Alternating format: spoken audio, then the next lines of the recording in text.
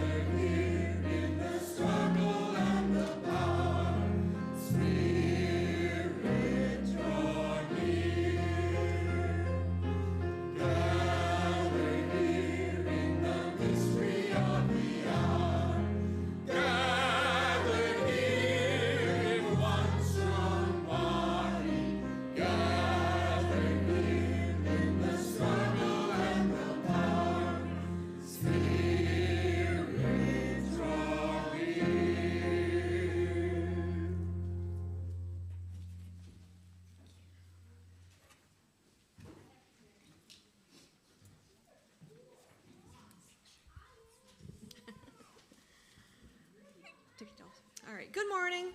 Good morning. Welcome, everyone. My name is Gail, and my pronouns are she and her. Today, I serve the congregation as worship associate, and I also participate on the finance committee. Our opening words are titled "The Day Unwritten," and they were written by the Reverend Dr. David Breeden. Welcome to a new story. Welcome to a day unwritten. We gather to speak of possibility. We remember the losses. We celebrate the victories. We embrace the possible over the probable, weaving a story of hope. Join us in this new story. Join us in the day unwritten. Join us in the future of possibility. And welcome to this Unitarian Universalist sanctuary where you can be all of who you are, and where the story of who you are and who you strive to be will be welcomed and affirmed.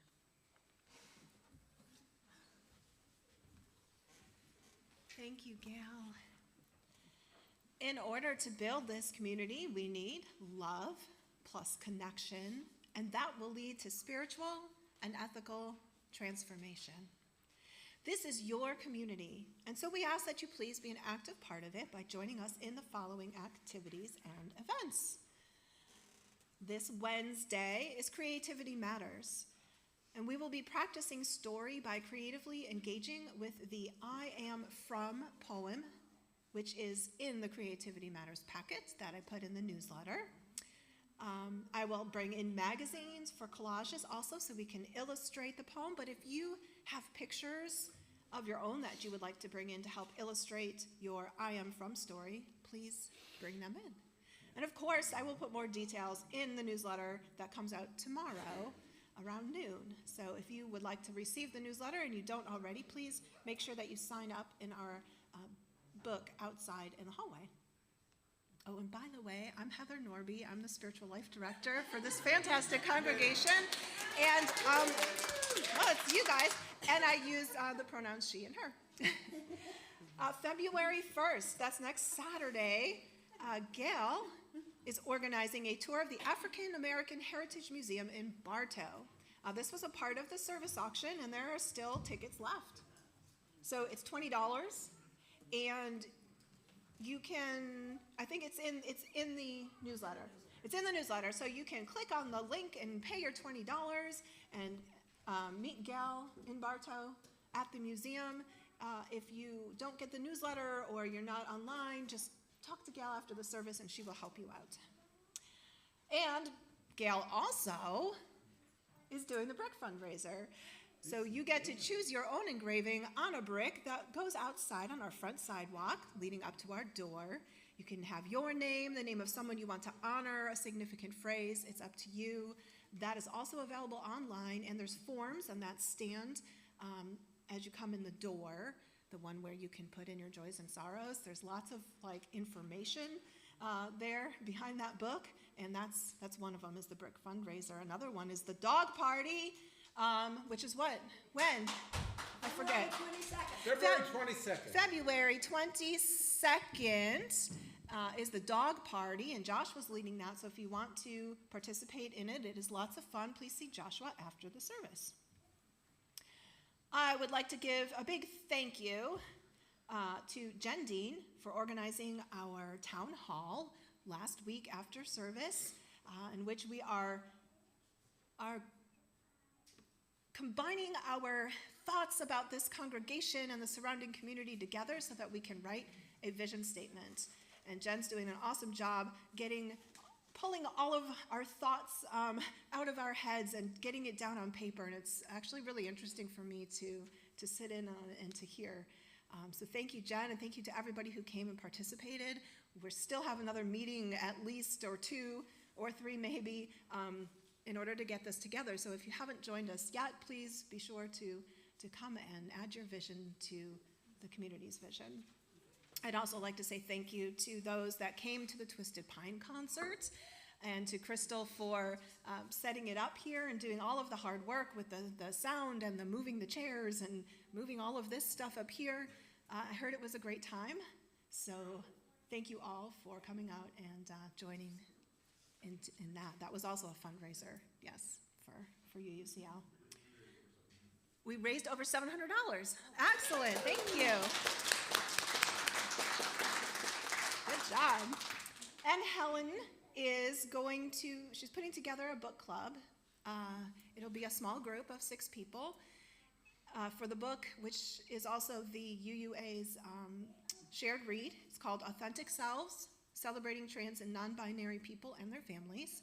If you are interested, please contact Helen or see her after the service. She's raising her hand over there, and you can join in on that.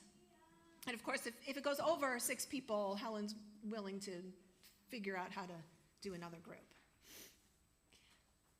It is not too late to make more annual auction purchases. And do you know how I knew that? I read the newsletter. And I saw, oh yes, I must announce that. So there are still items for sale, and you can sign up for them by clicking on the link in the newsletter, or I see on the bulletin board, there is also some information out there, or you can just contact Ken Schmidt. And Ken's right there, and you can talk with Ken. All right. So, of course, please check the back of your order of service and our e-newsletter, which is published on Mondays. Thank you, Marcia, for more information on the service auction and other events. And now let us create our sacred space by lighting our chalice.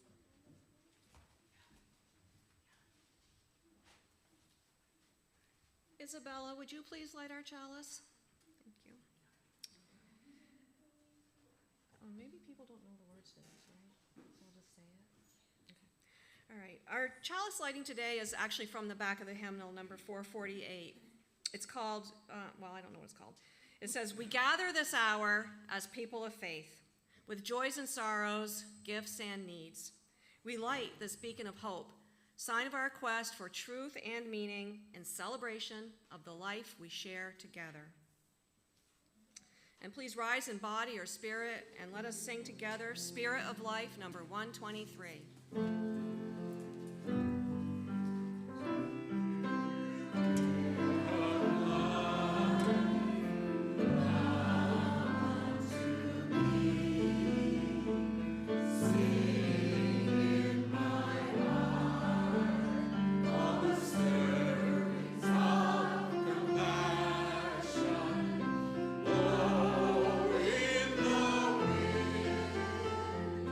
Rise in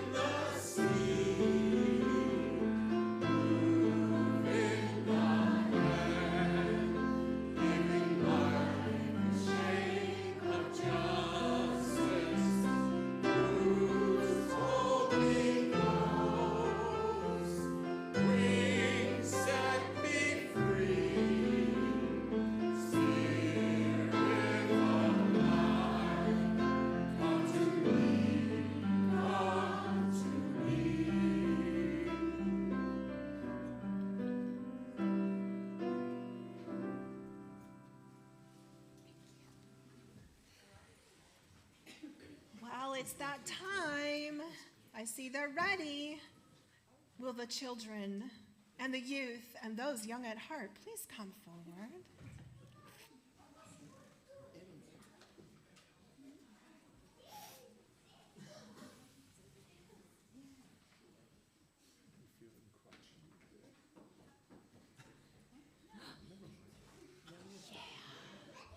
But you did, yeah.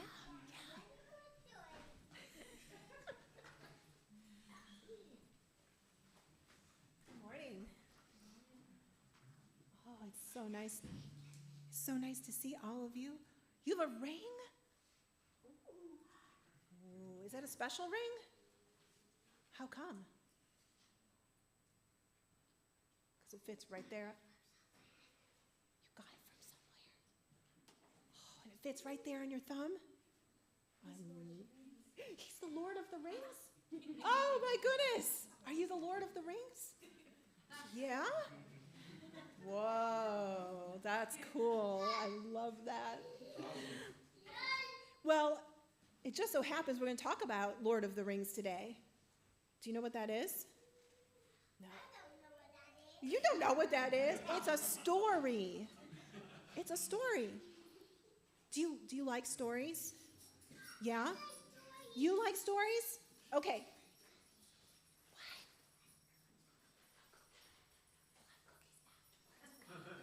Okay. Yeah. I know what their favorite things are, the stones and the cookies. But we're talking about stories. Yeah? Did you think I asked you before the service to come up with your favorite story? Were you able to come up with your favorite story? Yeah? Yeah? You don't have a favorite story? Presley has a favorite story. What's your favorite story?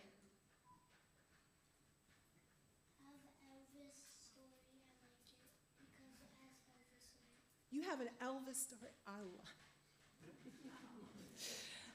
I love that. So how come you love that Elvis story?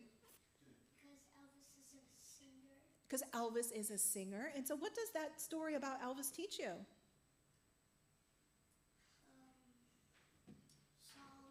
Songs. Don't step on my blue suede shoes. Yeah? Yeah? Love Me Tender. What's your favorite Elvis song? Hound Dog. Yeah, that's a good one. Cool. Favorite stories? Anybody else? Sage, Bella, what's your favorite story? I don't know what it's called, Yeah. but it's like this book. I was reading it like yesterday. It's about love. Like love is in everything. Love, and love is in everything. That sounds like a wonderful book. So why do you like it? I don't know. There's so much hate. Yeah. Like if we had more love. Because there's so much hate, and she feels like if we had more love, then the world would be a better place. Yep. And that is a very, very important story. I have a favorite story. I'm not even going to read it today. I'm just going to tell you. I have a favorite story too. What do you do with an idea? Do y'all remember me reading this story a couple years ago? Do you remember the flying idea? Yeah. Yes. Because it's not often that ideas literally fly through the room, but it did that Sunday. Yeah. I love this story because it teaches me that my ideas are important and they can grow and they can change the world. Yeah. What, Callie, do you have a favorite story? No? No? Favorite story?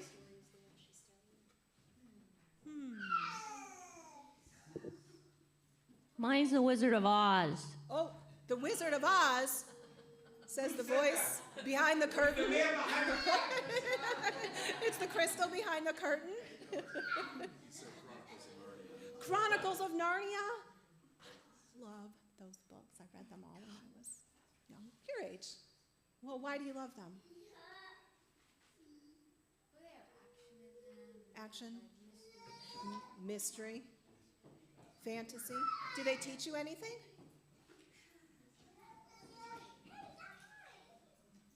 Work together. They teach Dakota to work together.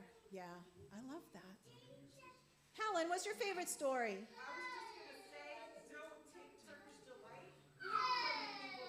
Don't take Turkish delight.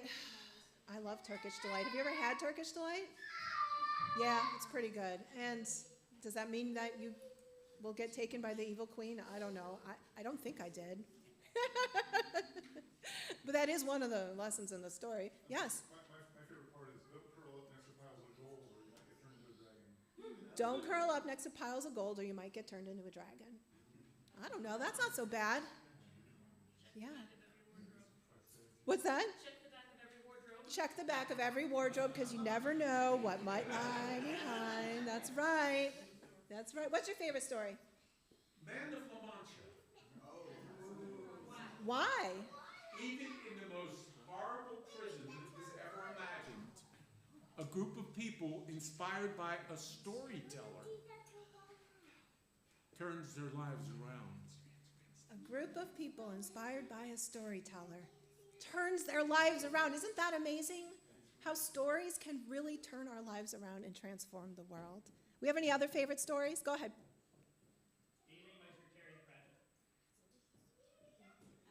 Hi? Say that again, Jerry? Oh, anything by Sir Terry Pratchett. Why is that, Jerry? They're humorous, and usually there's always a political or I don't know what the word I'm looking for. It's very poignant. Poignant and humorous. I love that. Yeah. Oh, and Grace likes Lord of the Rings. That's her favorite story. And we are going to hear about that today, and I'm so excited. Did you all come up with a favorite story? No? It's okay, you can tell us later. You look so comfortable there, and I'm about to tell you that you can get up and you can do the stones. You are so excited, aren't you? I love that. Well, the lesson here today is that stories really are powerful. They really are, aren't they? And they help us to shape the world. And so I want you to remember that the next time you hear a story, and then maybe share that story with us. And also, you can make up your own stories too. Isn't that fun? Cool. All right, are you ready? Yeah, okay. Okay. Let's go. Are you going to do a stone? You can do it. Let's get ready.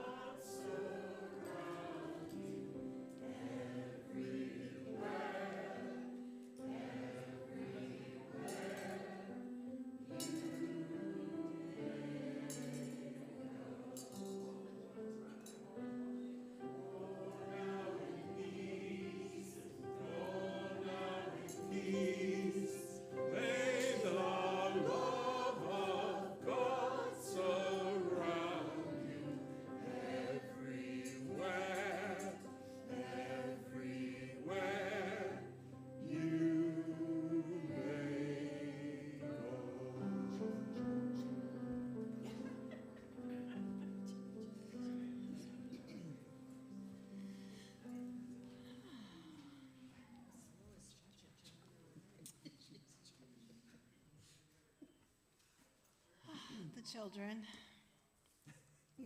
Really, I love them, and they just warm my heart and give me hope. And so with that, we're going to light our healing candle. Mel, would you please light our healing candle? Yes, thank you.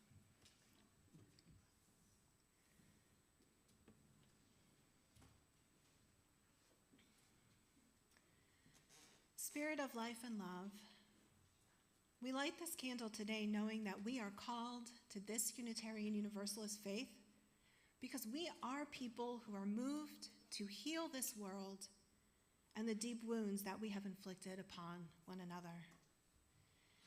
Those wounds have been opened ever deeper this past week. But we light this candle with hope Despite all this, and in defiance of the forces that try to tear us apart and keep us in fear and despair. And so we call upon you, Spirit of life and love, to be with us and keep us strong as we commit ourselves to the shared values of our faith and endeavor to keep them alive and flowing and flourishing in this world, despite the chaos that persists around us. Spirit of life and love, while we are together here today, let us offer healing to one another so that we may remember that it is possible and that we can indeed do together what we cannot do alone. Amen.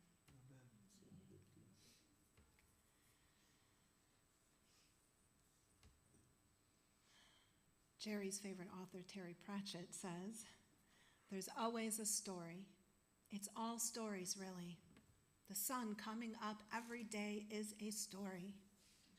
Everything's got a story in it. Change the story, change the world." Our ritual of the sharing of joys, concerns, and sorrows embodies the belief that there is power in weaving our stories together, binding our strings of love and hope and joy and making them stronger. In our Joys and Sorrows book,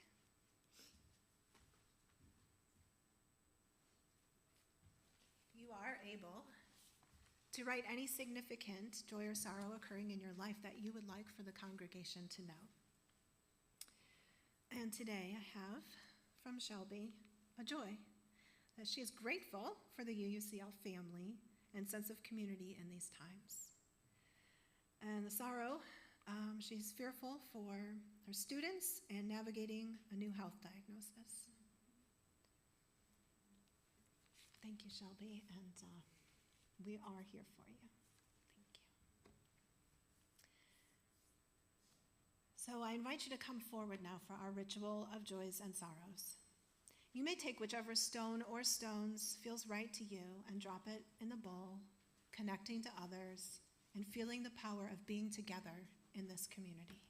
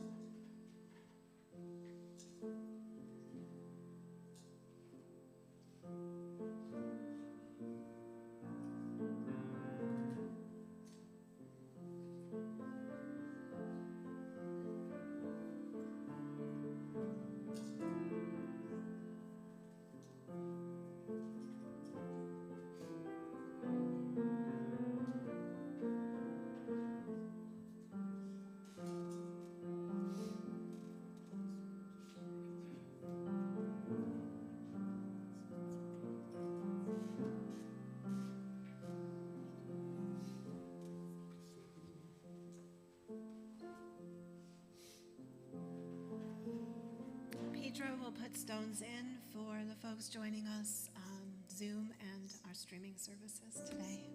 Good morning.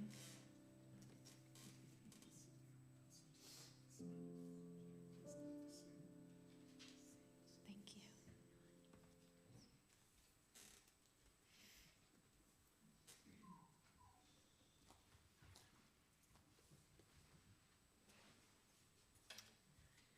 It is now time for our sharing of abundance. Here we gather, tucked back in this friendly neighborhood between the beautiful tall pines. We are a community of people who have arrived from many different paths, yet we seek a common goal: to bring more love to a hurting but beautiful world. As Unitarian Universalists, we aspire to reach this goal through our shared values, one of which is the value of generosity. We cultivate a spirit of gratitude and hope. We covenant to freely and compassionately share our faith, presence, and resources. Our generosity connects us to one another in relationships of interdependence and mutuality. This we can only do together, and your monetary gifts are essential to supporting our endeavor. Our ushers will now pass the plate.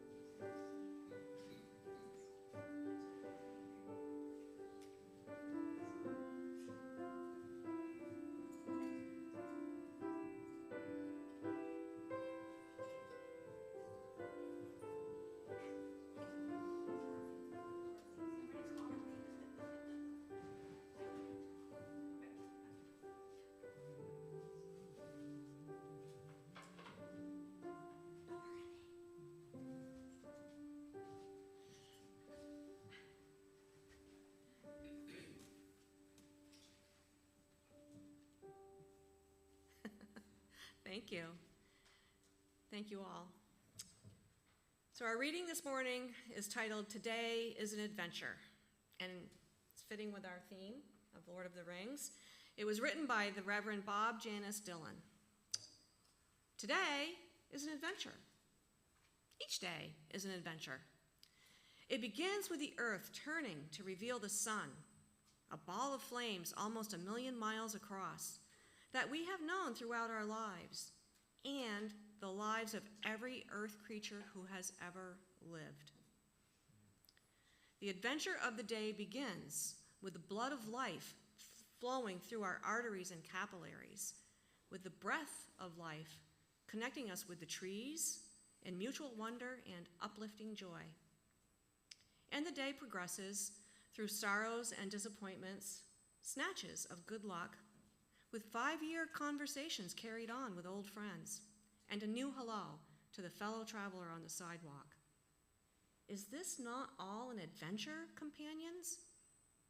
Do we not travel through time and space, and through the electric galaxy of emotions swirling in the space of our minds? Is this not a desperately exciting opportunity for the world to happen and for us to care about it? Is not this whole story, is not every blink of our eyes a miracle? Let us sing this into being now as we rise in body or spirit with hymn number 6, Just as Long as I Have Breath.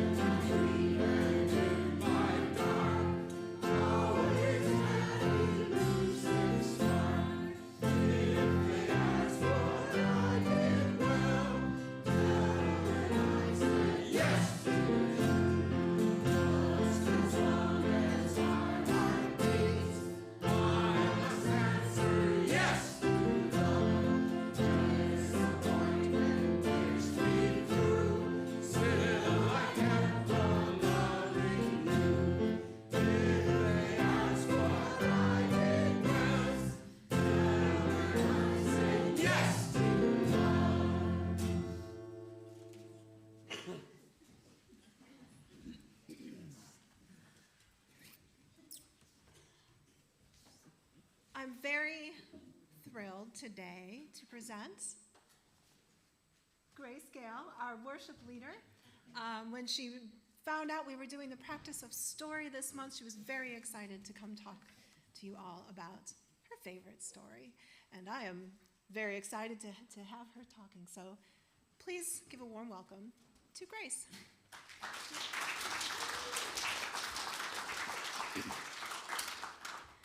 Good morning. My name is Grace. I use the pronouns they and them, and if you didn't know that, it's because I didn't tell anyone, and I'm very sorry about that. I put it on my name tag and then didn't say anything, and that one's on me. But I'm very happy to be here. It's been a rough couple of months, but I am so happy to see everyone again. I teach 8th grade English, so this will feel like a lesson at times. Prepare yourself to learn. Lesson 1, what is a universal theme? This is rhetorical, you don't have to raise your hand. As defined by the curriculum I use in my classes, a universal theme is something that transcends culture, class, and creed. Something people everywhere can experience and relate to. Things like growing up, the power of hope, free will, the inevitable end of our earthly experiences, and the fear of what might come next. Throughout time and history, from the very dawn of language, these universal themes have been expressed through storytelling. Stories have many purposes, other than just entertaining children or keeping hacks like me in business. We tell stories to share messages we find important. We tell stories to share pieces of ourselves and our own personal journeys in ways that are just a little less vulnerable than telling them outright. We tell stories to share this strange thing we call the human experience with the people around us. For me, Lord of the Rings is all of these. The Lord of the Rings is a book series that was written by J.R.R. Tolkien in the 1930s and later made into a very long and very beautiful movie series in the early 2000s, directed by Peter Jackson. I personally am more familiar with the movies than the books, so that is where most of my perspective will be coming from today. I promised myself that I wasn't going to stand up here and provide exposition of the Lord of the Rings trilogy for 20 minutes, and I'm going to try very hard to keep that promise. So here's 11 hours and 22 minutes worth of movies condensed into 1 or 2 paragraphs. There are creatures in this universe, such as hobbits, elves, dwarves, and humans, and they are all very unique in their own ways, but end up finding that they have more in common than they think. There is an ancient and horrible evil presence working hard to gain power in the universe, amassing evil armies, and attempting to turn good people to his evil cause. People from all across the land, humans, elves, dwarves, and even the little hobbits, must band together to destroy the instrument of that horrible evil, a little gold ring. And through a series of literary elements that do not belong in a concise summary such as this, a hobbit named Frodo Baggins is tasked with an impossible journey. Carry the ring on a chain around his neck into the very heart of evil itself, climb into a volcano, aptly called Mount Doom, and cast the ring into the fire. And keep in mind, this is not a normal ring, this is an evil ring. So he must do all of that while resisting its evil temptations of evil, horrible power. So if stories are meant to teach us about life, what is this epic tale trying to tell us? Author John Green refers to stories as a collaboration between an author and a reader, in which the reader and the author share equal responsibility for making meaning, which I believe can be applied to most forms of art. So instead of telling you what I think Tolkien wanted you to get out of the stories, I'm going to tell you what I've gotten out of them and how it inspires me to keep going in my darkest moments. Interdependence is one of the core shared values of the Unitarian Universalists, and one that has never come naturally to me. I, like many others, have always struggled to depend on the people around me. And yet, I never falter in my desire to be depended upon. It is a beautiful thing to be trusted and leaned on by people, and it is a goal of mine to get to a point where I can feel that joy when it goes the other way as well. Lord of the Rings helps teach us to find joy and beauty in the act of depending on others in a way we don't see very often. The first Lord of the Rings movie is called The Fellowship of the Ring, referring to the ragtag group of individuals who swear an oath to accompany Frodo to Mount Doom. Those of you who are familiar with the films know that out of the 11 hours and 22 minutes of the movies, the Fellowship itself lasts for maybe an hour or two of the films before they are forced to separate, with 2 members dead, 2 abducted, 3 going after them, and Frodo and his gardener-turned-best friend Sam heading toward the mountain alone. Oftentimes, our real-life fellowships end up in similar ways. We are with a group of people for a short time before life happens and things come between us. But throughout the rest of the series, we see the ways they support each other from afar. Was it unrealistic to believe that Sam and Frodo were surviving their trek into the heart of evil? Perhaps so. Many characters said so. But the other members of the Fellowship never once entertained the idea that their friends might have failed in their mission. Every action they take is made with the belief that Sam and Frodo are surviving and staying hopeful. And though they do not meet again until the last half hour or so of the movie series, their choices to support one another are instrumental to their survival. We all come to this congregation when we are able, but for much of the week, many of us are not in the safe bubbles of community we build for ourselves here. We have jobs and responsibilities out in the world. But when I'm having a rough day at work, or struggling with illness, or getting bogged down by the near constant stream of bad news, I find peace and hope in the thought that each and every one of you are also out in the world, spreading love where you can and supporting the good fight wherever you are. I want you all to close your eyes, for real, close your eyes, and imagine that beautiful feeling when someone asks you for help and you're able to give them exactly what they need. The simple joy of being able to support someone. And I want you to imagine that same feeling, getting that when you ask for help. You can't do it by yourself this time, and isn't that wonderful? You now get the chance to depend on someone who is there for you. I'm going to give you a spoiler for the very end of the story. The films were released over 20 years ago, so I hope you'll forgive me.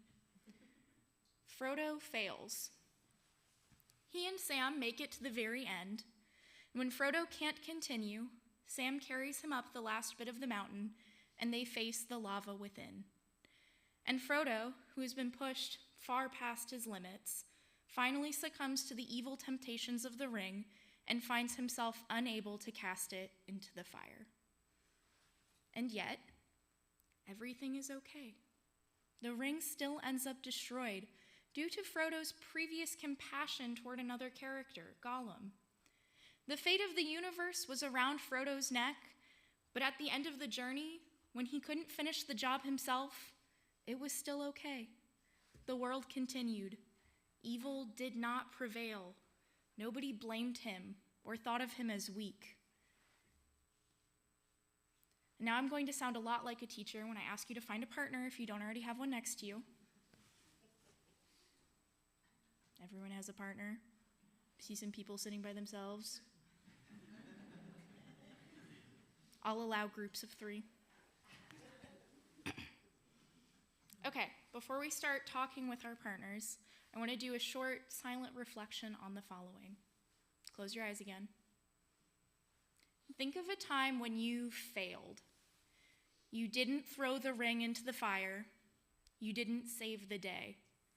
And consider that you still showed up here today, so maybe things turned out okay anyway.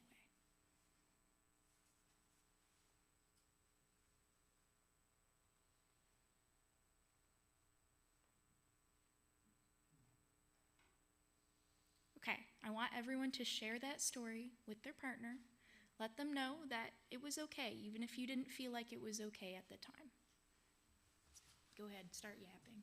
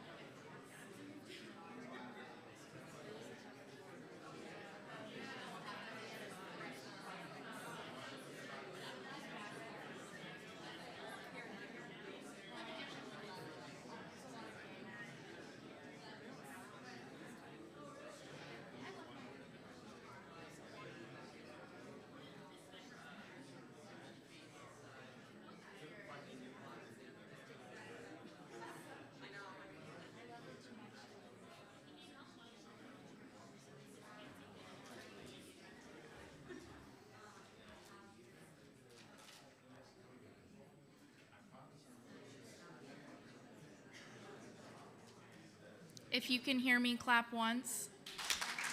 If you can hear me, clap twice. Okay. I want everyone to turn to your partner and repeat after me. Thank you for sharing your story with me. You are strong and worthy of love. Thank you, guys. I always have my students do that. It's nice to say thank you. Okay, much like Frodo, sometimes we drop the ball. Sometimes we drop the ball when it really, really matters because our hands are too full and our arms are tired. But the world keeps spinning, and through the practice of interdependence, goodness keeps prevailing, and the wheel of time spins us forward despite the occasional pothole. And you might be wondering, what did Frodo do after all of this? How could he heal from the permanent wounds, both physical and mental, that he received during his journey? He writes his story down in a book. He gives the book to Sam, trusting him to use the story to inspire generations to come. And he decides to live in peace for the rest of his days. It is not often that I find myself in the living in peace for the rest of my days part of my story. Much more often, I find myself climbing the treacherous paths and working hard to keep hope in my heart. And during the darker moments of my journey, many times in the last couple of months, I come back to a quote said by Sam, Frodo's loyal gardener, during a moment of despair, which I will add takes place about halfway through the trilogy, for context. Frodo, who is exhausted and weighed down by the ring, surrounded by violence and despair, says, "I can't do this, Sam." And Sam says the following, "I know, it's all wrong. By rights, we shouldn't even be here. But we are. It's like in the great stories, Mr. Frodo, the ones that really mattered. Full of darkness and danger they were. And sometimes you didn't want to know the end, because how could the end be happy? How could the world go back to the way it was when so much bad had happened? But in the end, it's only a passing thing, this shadow. Even darkness must pass. A new day will come. And when the sun shines, it will shine out the clearer. Those were the stories that stayed with you, that meant something, even if you were too small to understand why. But I think, Mr. Frodo, I do understand. I know now. Folk in those stories had lots of chances of turning back, only they didn't. They kept going, because they were holding on to something." Frodo asks, "What are we holding on to, Sam?" And Sam replies, "That there's some good in this world, Mr. Frodo, and it's worth fighting for." We all have opportunities to turn back, to turn away from one another, to turn away from hope. But if we too can continue to hold on to the hope that there is good in the world and in one another, we too can keep going. But if you only take one thing from all of this, let it be from Sam, Frodo's wise and loyal gardener.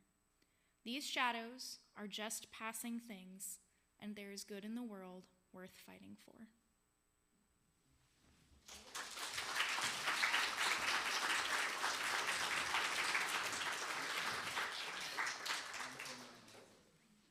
Thank you, Grace.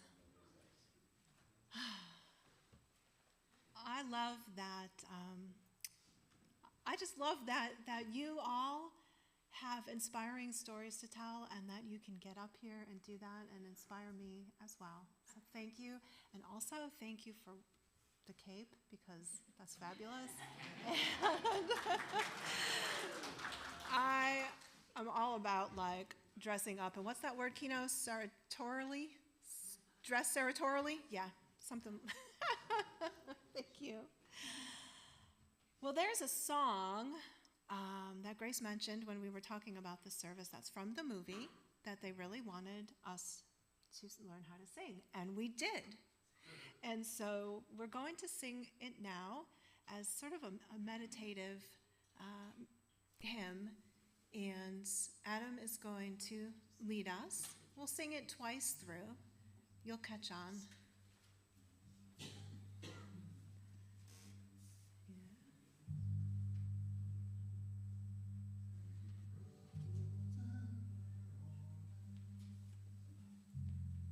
Okay.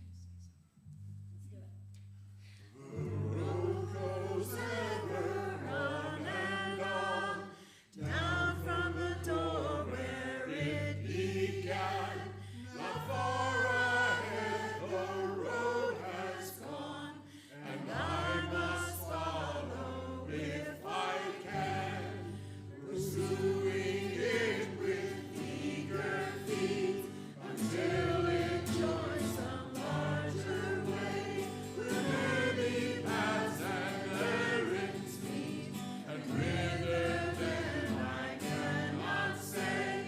The road goes ever on and on, down from the door where it began.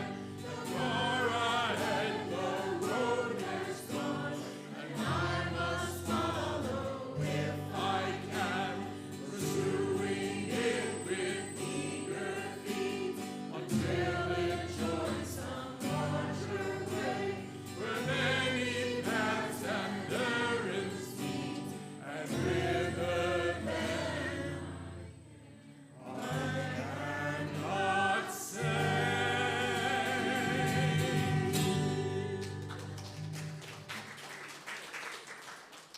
Thank you, and thank you, Grace, for offering us that song. It was sung by Gandalf in the movie. It's lovely. As Unitarian Universalists, we have 6 shared values, all centered in love, and one of them is interdependence. Interdependence is a value that calls us to honor the interdependent web of all existence.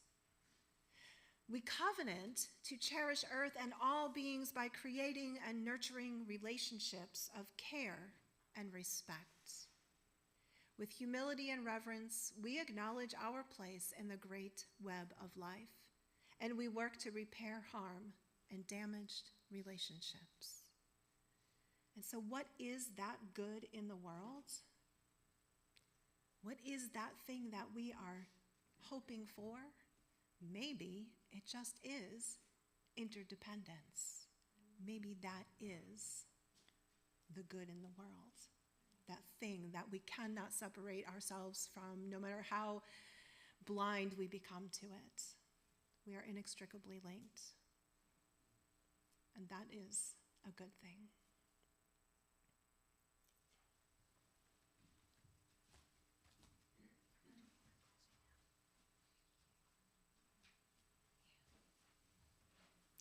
Our closing words are from the Reverend Vanessa Southern. May the stories we tell name the largest truths of what was, of what is, and pull us forward to what should be, as stories were always meant to. Our closing hymn is number 108, My Life Flows On in Endless Song. So please join us in body or spirit. No, stand in body or spirit. Thank you. And join us in body.